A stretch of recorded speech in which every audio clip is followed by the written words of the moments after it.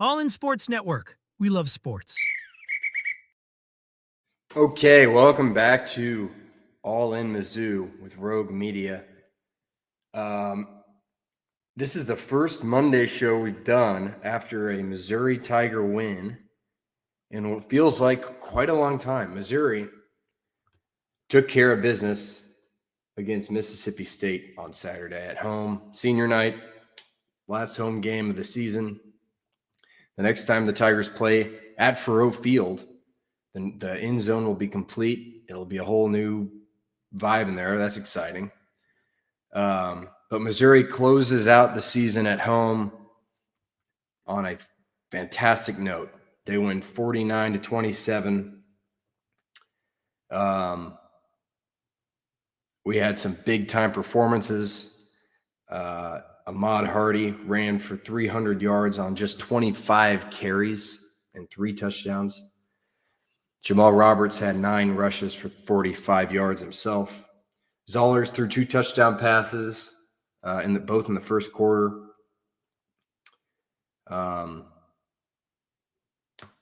had a big game from Toriano Pride, recovered a botched fumble on a Mississippi State field goal attempt, also had a pick six. Had 2 pick sixes in this game. The other one was Marvin Burks Jr., who also led the team in tackles. I'll talk more about Missouri in a second, but wanted to just start out by saying this is a big win. This keeps it at a point now, your season. Obviously, you're not making the playoff. You're not making the SEC championship game. Even if you went out, it's done. But you can win 9 games, go to a bowl game, win a 10th game. That's 3 straight years of 10-win seasons, which Missouri has not done in a long time. So that is still on the table, and I think that's still an important thing. That's got to be the goal now. And, of course, the future is uncertain now with, when you have a good program, your coach is going to be linked to job openings. Still no real clarity on that. I think there are people who really think Drinkwitz is going to leave, probably for Penn State. And there are also people who really think he's going to stay in Missouri. So I don't think anyone really knows what's going to happen. But we won't know anything at least until after the Arkansas game. That's all looking very far ahead. I'm just saying, there's still stuff to play for here this season. Still opportunities to get the young guys going. Alubade caught a touchdown pass. Zollers played better. So speaking of future, these last couple of weeks are good opportunities. Now, talking about the quarterback, it was reported, I think yesterday, Sunday night, maybe it was Monday morning, I've forgotten now. But it's people, I think it was Matt, what was his name? Matt Zenitz. I actually don't really know how to pronounce it. But he is a college football insider reporter for CBS Sports. And he reported, let me find this. He reported last night that there's optimism that Bo Pribula may be able to return to action against Oklahoma on Saturday. So that would be 3 weeks removed from what looked like a brutal ankle injury. This would be very interesting if they got Bo Pribula back. And we'll see how the week goes. Obviously, him showing up as doubtful on the last week's injury report, I think kind of was a signifier that there's a real good chance he's going to come back and play. So something to look out for. We'll see. We'll see what happens. All right, let's talk SEC. It's a big week in the SEC. We're starting to see how things are shaping up within the conference. There are 9 teams listed in the AP poll. Again, the AP poll doesn't matter anymore, but it's still fun to look at. Texas A&M remains at number 3 in the AP poll. You have Georgia at 4, Ole Miss at 5, Oklahoma at 8, Alabama at 10, Vanderbilt at 12, Texas at 17, Tennessee at 20, and Missouri back in the AP poll at number 23 in the country following a big win. So there you go.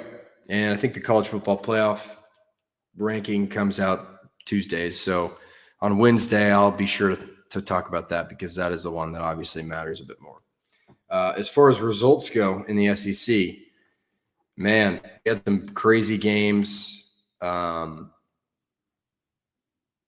think we got to start with the big one, South Carolina, Texas A&M. One of the craziest games I've watched all year. I watched the whole thing. I mean, you have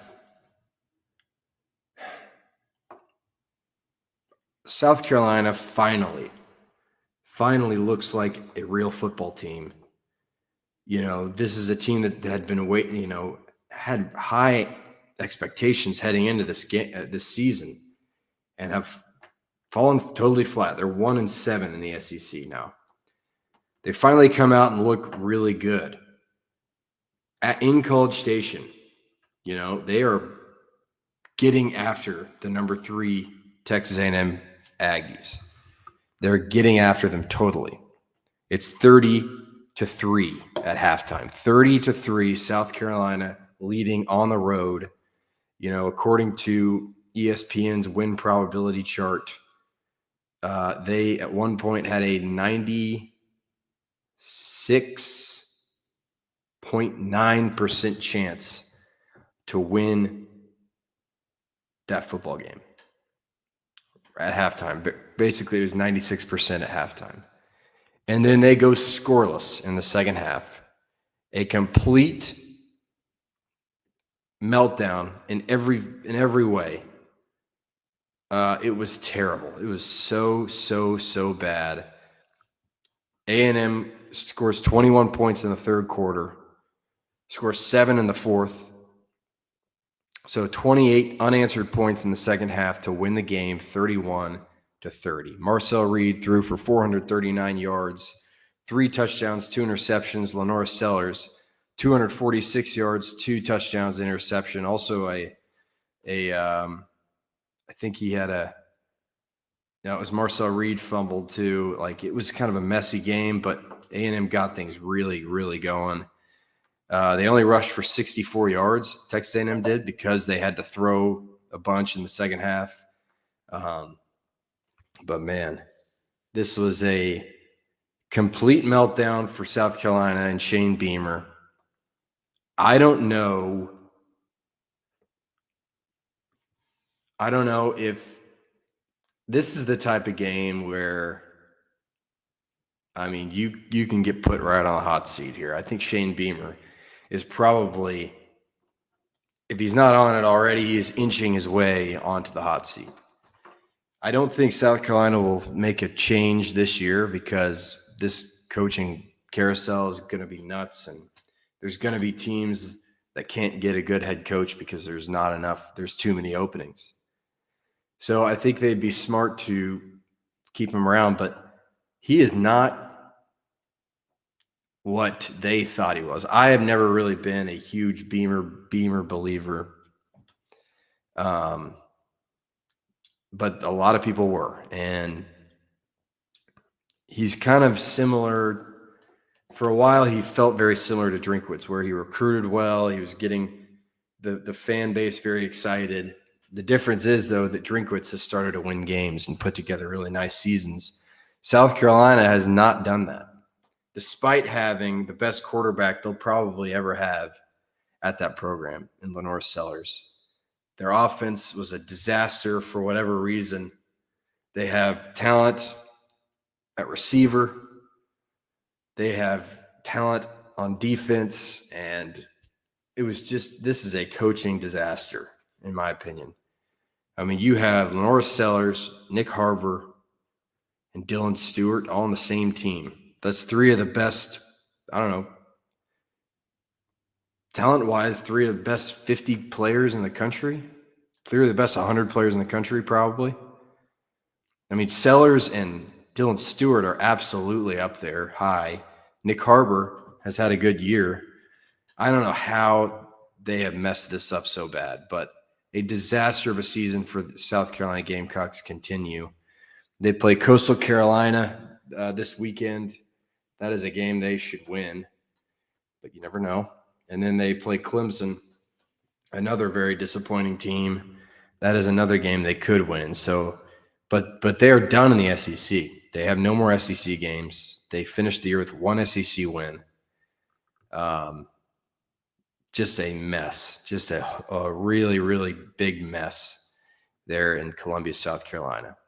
A&M, on the other hand, played as terribly as you could play in the first half, weathered the storm, came back and won it. And I think they should get points for coming back and winning that game. I think that's a very good football team that had to battle through a huge deficit, and they did it, and that's pretty impressive.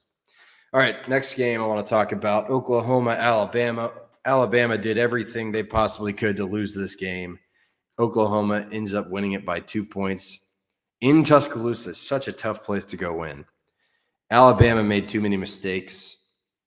Oklahoma capitalized just enough on those mistakes. The fact that it was a 2-point game, honestly, is a bit surprising to me because, I mean, there was Alabama turned the ball over 3 times, 2 fumbles, 1 interception. Oklahoma turned the ball over 0 times. Alabama outgained Oklahoma 406 yards to 212 yards. Oklahoma, I don't necessarily think they played that well. I mean, their defense did. Their defense is for real. Their defense is really, really good.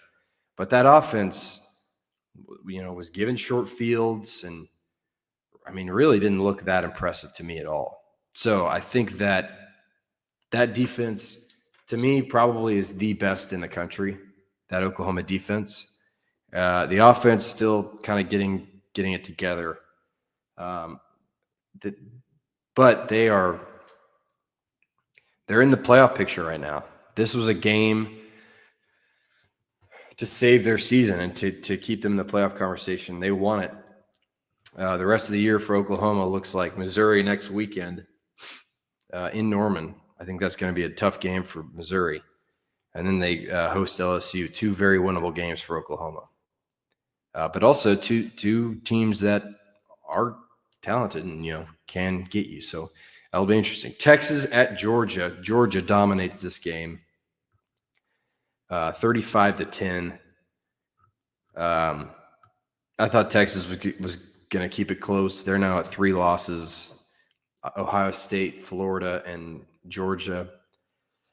I know that Texas fans are going to clamor to be the first ever three-loss team to be in the playoff if they can finish the season with wins over Arkansas and Texas A&M, but I don't think they deserve to be in it, really. They haven't looked good enough. The eye test hasn't been great outside the last 2 weeks. They haven't looked like a very good team.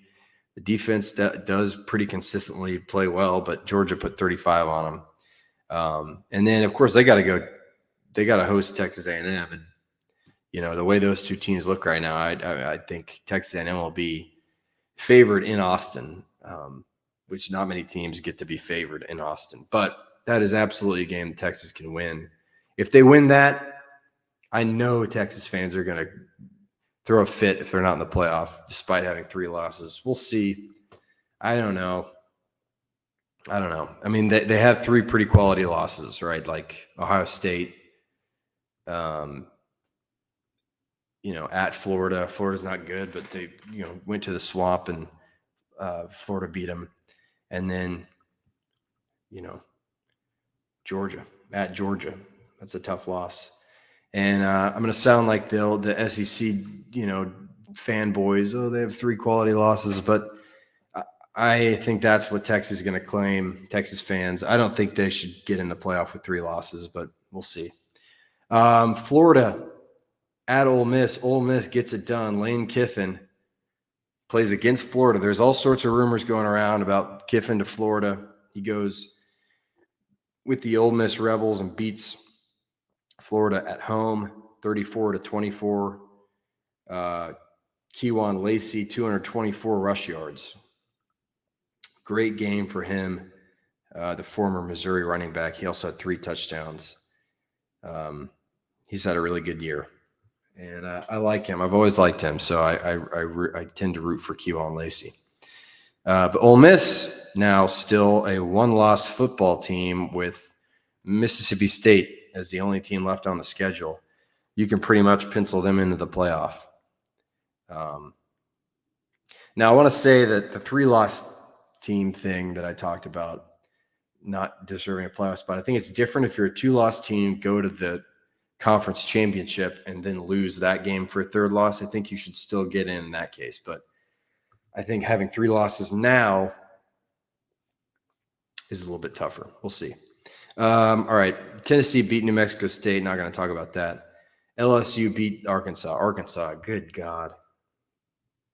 You just can't do it. They were up 14-0 in Baton Rouge in the first quarter. Taylor Green has started to kind of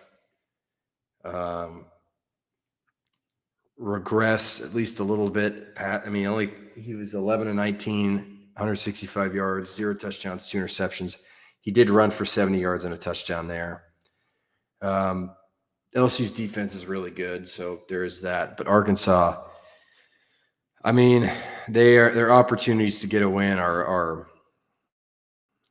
falling away. They go to Austin next week, and then they host Missouri. And I think those are going to be really 2 very difficult games for Arkansas. They're 2-8 now, 0-6 in conference play. Let's see. Kentucky beat Tennessee Tech 42-10. Good stuff. And Missouri beat Mississippi State 49-27. Before I talk about that game, I will do my weekly power rankings update. Starting from top to bottom, as I usually do. The bottom has remained unchanged for many weeks in a row now. It's Arkansas, number 16. I'd put them lower if I could. They just are not any good right now. Florida, number 15. Again, not very good, but very talented. It's weird. Florida has a lot of talent, and I don't know. It's going to be interesting. They host Tennessee this weekend, so there is that. Arkansas, like I said, goes to Austin to play Texas. Number 14, I have South Carolina. This would have been a big win for them, but instead it was a horrific, embarrassing loss. 28-0 run. The Texas A&M went on to win the game. South Carolina hosts Coastal Carolina this weekend. That should be a win. Mississippi State, number 13. They hung around with Missouri for a little bit. I think Missouri really outplayed them in every facet of the game, but I think they are just a little bit better than South Carolina at this point in the season. Mississippi State is on a bye. Yeah, they're on a bye this week, and then they finish up the season with the Egg Bowl, with Ole Miss. Kentucky. Kentucky is at number 12. They've kind of surged up the rank. My power rankings here. They were at 16 for a long time, but they have a couple wins now under their belt. They got that. They're 5-5. They got 2 straight SEC wins against Auburn and Florida, and then a 3rd win in a row here against Tennessee Tech. They're in good form. They're 5-5, looking for a bowl game, and they've got Vanderbilt and Louisville left. So 2 tough teams to play. They're going to Nashville. I think this could be an more interesting game than we think, maybe. I don't know. We'll see. Kentucky's not that good. Vanderbilt should win, but you never know. Kentucky's 3 in a row wins. At number 11, I have Auburn. Don't have a ton to say about Auburn. They were on a bye last week, and I think they play somewhat silly. Yeah, they play Mercer this weekend, so there you go. Number 10, I have LSU getting a good win at home, coming back against Arkansas, securing bowl eligibility with their 6th win of the season. LSU hosts Western Kentucky this weekend.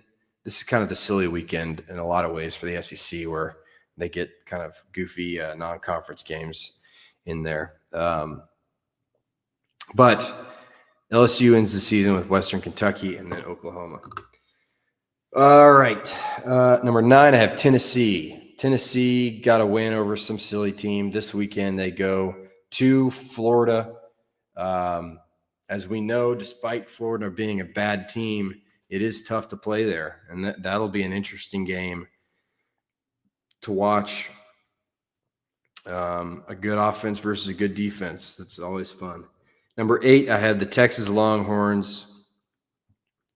Didn't really it was competitive a little bit, but let the game get away from them there in Athens. Their third loss of the season. They host weekend. They're favored by 10.5 points. We'll see if they win out. There's an argument to be made for them in the playoff, but it's hard to know right now.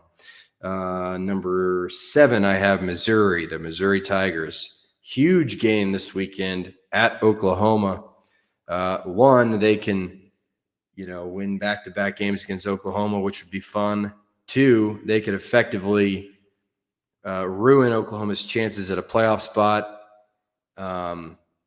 So there's stuff here. Oklahoma's defense, though, is so good, and I think we've seen against good defenses, Auburn, Alabama, Vanderbilt. This team has struggled. Who else who am I missing? Oh, Texas A&M, of course. Texas A&M. The run game falters. The pass game can't get going. So I do not trust Missouri's offense, play calling, anything against a great defense. So I think Oklahoma will probably win this game, but a chance for the Tigers to get a signature win on the year on the road. Number 6, I have Vanderbilt. Like I said, they host Kentucky this weekend. They were on a bye last weekend. Vanderbilt, if they went out, they're probably a playoff team, but they've got Kentucky, and then they go to Tennessee, to moderately. Kentucky shouldn't be a great game, although I have this feeling maybe it could be closer than a lot of people think. But Tennessee, that'll be a huge game at Tennessee. Tennessee, they're not making the playoff. They already have 3 losses, but they could kick their in-state rival out of the playoffs the last week of the season. They'll be fired up for that game. Number 5, we got Alabama. They play Eastern Illinois. Shout out Tony Romo. I think Tony Romo went to Eastern Illinois. They play Eastern Illinois this weekend. Tough loss to Oklahoma. Like I said, they probably outplayed Oklahoma by a healthy margin, but too many mistakes, too many turnovers. Number 4, speaking of the Sooners, Oklahoma hosting Missouri this weekend. They are a 2-loss team. If they win out, they're a playoff team for sure. Number 3, I have Ole Miss. Ole Miss on a bye. They finish up the year not this weekend, but next weekend with Mississippi State in the Egg Bowl. Number 2, I got the Georgia Bulldogs. They play Charlotte this weekend. Shout out Charlotte. They have the worst airport ever, the city of Charlotte. Georgia, number 2 in my power rankings. They are a 1-loss team. Again, as long as things don't blow up here against Charlotte, even if they lose to Georgia Tech, I think there's a good chance they're a playoff team. It depends on who gets into the conference championship game and everything. And then at number 1, Texas A&M, they deserve it. Only undefeated team left in the conference, 10-0, comeback win against South Carolina. They still have not played a really fantastic team except for Notre Dame early in the year, but they're big wins. Florida, not a very good team. Arkansas, a bad team. LSU, not a good team. Missouri, not as good as we maybe thought, especially with Zollers in there. And South Carolina, terrible. So they are kind of messing around with these opponents, but they're undefeated. They keep winning. They host Samford this weekend, and they go to Texas. A huge game, huge game there after Thanksgiving. I'm excited to watch that one. That is my recap or my power rankings. I was going to go through kind of the conference and see, who still has a shot at a playoff bid. I think obviously A&M is a lock to me. Even if they lose to Texas, they're in. Georgia, 1-loss team. a loss to Georgia State gives them 2 losses, or sorry, Georgia Tech gives them 2 losses. I still think they're in. Ole Miss is in. Alabama, they're a 2-loss team right now, so they end the season with Eastern Illinois and Auburn, 2 games they should win. But, the Iron Bowl, you never know. Things could happen there. But if they take care of business, they'll be in. The Texas Longhorns, I want to say they're probably out. 3 losses, that's tough. Oklahoma, they handle their business against Oklahoma and then LSU. I think Missouri and then LSU. I think they're in. Vanderbilt, again, they got to handle business. Kentucky and Tennessee left on the schedule. If they went out, they're in, I think. They've got a good shot to be in. Missouri, no. Tennessee, no. The rest of the teams, no. So that's kind of the update on playoff possibilities. Okay, let's talk about Missouri for a little bit. Obviously, I get more in depth on my opinions and takeaways on the Tuesday show, but I do like to talk a little bit about the game, my just kind of initial reactions before rewatching it at all. I really liked the game plan today this week. If you remember on my board, I wrote for keys to the game, you have to run the ball, and they ran the ball a lot. Ahmad Hardy, a historic day, 25 rushes, 30 yards, 3 touchdowns. He was just dominant, the best player on the field by far. It makes it even more mind-boggling to me why he's not averaging 25 carries a game. He's averaging more like 19 carries a game, I think. He needs to be getting the ball a ton. I mean, 25 carries a game, 300 yards. I mean, if you give him 30 carries, he probably breaks the Missouri record. I understand it wasn't a close game. They didn't need to give him any more carries. But I'm just saying, this guy is a workhorse. You got to treat him like a workhorse, and because he is the best thing this offense has. Matt Zollers, much improved, threw 1 really bad interception, a couple missed throws, but 8 of 15, 112 yards, 2 touchdowns, threw 2 touchdowns right away in the first quarter. 1 deep ball to Olubade on a free play, and then you got one throw down the middle to Josh Manning, who makes a couple guys miss, scores after the catch. So I like that. Josh Manning, they got it to him in the middle of the field, another thing we've been asking for. So that's good. Kevin Coleman Jr., 41 receiving yards, 4 catches. Marquise Johnson, nothing. I think there's a good chance he's gone this year. He's been pretty unhappy, it seems, and I don't know. I don't want to speak for him or anything, but Olubade seems to be the future of this receiving core. He is awesome. Only 2 catches, but one of them was that touchdown that set the tone, a 26-yard bomb. Joshua Manning's score was from 34 yards out. Zollers made some big throws the ball really hard, a couple misses, but overall much, much improved from the Texas A&M showing. Defensively, this team, I think, they let, there was a lot of mistakes. 2 guys get tossed for targeting, Josiah Trotter and who was it? Nate Johnson, both get targeting there in the first half, so they're out of the game. When you lose Trotter, that's a big deal. Like, even against a team that's not as good as you are, like Mississippi State, Trotter is a big loss there in the middle of the defense. Nate Johnson, so just some edge rushing depth, but that meant that his absence meant that Darius Smith could get in there more, and Darius Smith had 2 sacks in this game, 3 tackles for loss, was really, really good. Missouri ended the game with 5 sacks. Damon Wilson had half a sack. Jalen Marshall, half a sack. Zion Young, half a sack. Dayton Hopkins, the true freshman Dayton Hopkins from Hermann, Missouri, half a sack for him. I think overall, though, the defense played pretty well. 2 interceptions. I love it. Marvin Burks, a pick 6. Toronto Pride, a pick 6. Toronto Pride's was a funny little interception. It kicked off the Mississippi State receiver 4 times and then fell right into Pride's hands. So, but a really nice, good awareness to make the play. Marvin Burks, pick 6 as well. 2 defensive touchdowns. There's a big return by special teams on a botched snap on a Mississippi State field goal attempt. So Missouri did get some help with just, field position sometimes. And So that's good. Robert Myers, 7 of 7 extra points. Oliver Robbins, the field goal kicker, missed his only field goal attempt. So still don't love what you have there. But I think the takeaway here for me is this is what your offense needs to look like. Even if Bo Prabula can come back, your offense has to go through Ahmad Hardy. It has to. You have to find ways, mix it up on the runs or whatever. Just, find ways to get him into some space. I thought the offensive line attacked really well.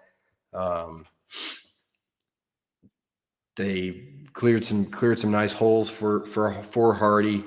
But just an incredible game for him. Really, really, really good game for Hardy. And this was a tough game for Missouri in the sense that, you have lost 3 of the last 4. You've lost 2 in a row. You're not playing for a playoff spot anymore. So what do you have to play for? It's tough to motivate. But Missouri came out here on Senior Day. Really, I thought the offense put together a nice day. Had some help from the defense, of course, but I think it was overall a pretty encouraging game. I think it was fun for Missouri fans to watch this team score points, watch this offense get going a little bit, watch Dollars throw a couple nice passes. I think, it was good to see a lot of what we saw. So tomorrow I will get way more in depth on this game, but I think, I'll start with the offense tomorrow. I'll do defense on Wednesday, but offensively, yeah, I think Hardy just incredible. He really, really is a special player and has to get the ball more. His long run was 72 yards. He's fast, but I didn't think he was that fast. Like he beat some guys who I thought had angles on him, and ultimately, he's just so good. He's strong. He's fast. He just is everything you want in a running back. Your priority this offseason is, because I know how this works, and I hate to talk about it, but teams are going to come calling for Ahmad Hardy. And if you're Missouri, you throw him a blank check. You say, stay here and lead this offense next year. That has to be your priority. Him and Alubade have to be your 2 priorities offensively, and then you can fill it out around those guys. But still a lot to play for this season. Oklahoma coming up this week. I'll preview that probably on Thursday. Tomorrow and Wednesday, like I said,